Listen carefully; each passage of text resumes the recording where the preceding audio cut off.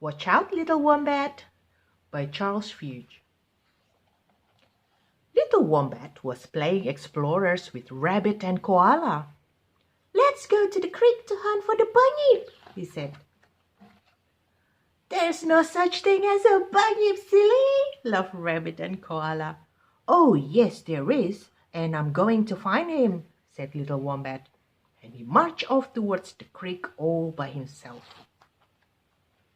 Little Wombat wandered up and down the creek, but there was no sign of a bunyip. Then he had an idea. "I'll make my own bunyip to fool Rabbit and Koala," he giggled. First, Wombat piled up the squishy mud and made a monstrous shape. Then he gathered some old twigs for arms, black pebbles for eyes, pine cones for tusks, and reeds for whiskers. Koala and Rabbit were bored of exploring without Wombat. "Let's sneak up on him," suggested Koala.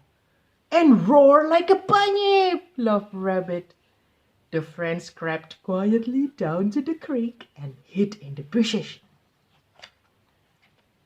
"Now," whispered Koala, and they jumped up with a booming roar. Little Wombat got such a fright that he fell headfirst into his muddy monster. Splat! Spinning round, Wombat was relieved to see that it was only his friends. But they were not laughing. Their eyes were wide with terror. "Crocodile!" they squealed as they turned and ran. Wombat spun back round. Towering above him was indeed an enormous crocodile. The crocodile took one look at Wombat, who was covered head to toe with mud and stones, reeds and cones. "Bunyip!" it shrieked, and with an enormous splash disappeared back into the creek. Little Wombat turned and ran as fast as his legs would carry him.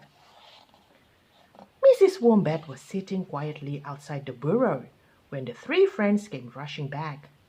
"Whatever is the matter?" she asked as they clung tightly to her. "You look as though you've just seen a bunyip." Little Wombat looked at his friends.